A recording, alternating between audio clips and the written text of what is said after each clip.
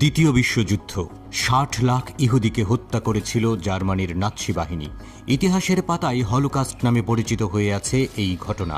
নির্মম এবং হৃদয় বিদারক হত্যাযজ্ঞ চালানো হয়েছিল ইহুদিদের উপর। অবুঝ শিশু ও নারী, প্রতিবন্ধী, বৃদ্ধ কিংবা অসুস্থ রোগী কেউই রেহাই পায়নি। এতটাই ভয়াবহ ছিল সেই নির্মমতা যে শুনলে গা শিউরে ওঠে।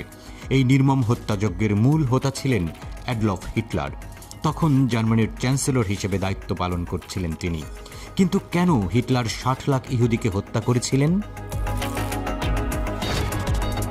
মৃত্যুদণ্ড এবং ভয়াবহ মানব পরীক্ষার জন্য কুখ্যাতি অর্জন করেছিল হিটলারের নাৎসি বাহিনীর কনসেন্ট্রেশন ক্যাম্প।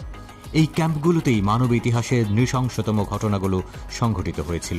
ইহুদিদের মারার নানান নিষ্ঠুর কৌশল নিয়ে পরীক্ষা নিরীক্ষা চলত কনসেন্ট্রেশন ক্যাম্পে।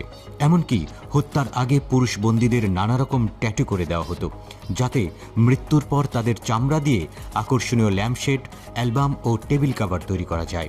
মানুষের বুড়ো আঙুলকে ব্যবহার করা হতো আলোর সুইচ হিসেবে। ভয়াবহ আর বিচিত্রতম নির্যাতন চালাতো নাৎসিরা। তাদের অত্যাচারের মাত্রা নিয়ন্ত্রণের বাইরে চলে গিয়েছিল।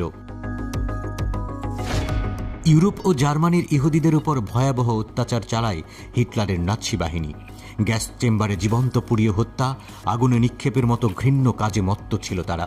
মধ্যযুগীয় বর্বরতাকেও হার মানিয়েছিল হিটলার। আনুমানিক ৬০ লাখ ইহুদিকে প্রাণ দিতে হয়েছিল।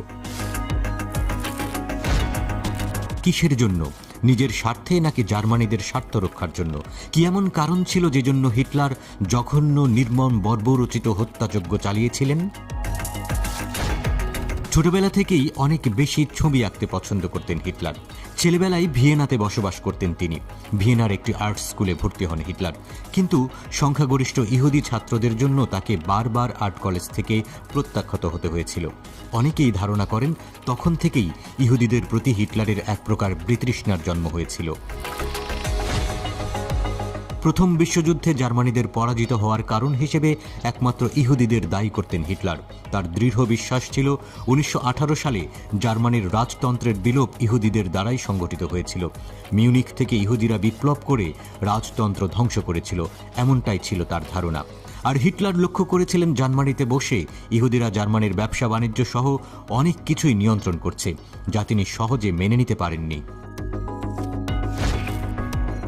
আবার ইতিহাসবিদদের মতে ইহুদি নিধন বা হলোকাস্টের মূল কারণ ছিল আদর্শগত, আর এর শেকড় হিটলারের কাল্পনিক অলীক জগৎ। হিটলারের ধারণা ছিল পৃথিবীকে নিয়ন্ত্রণ করতে একটি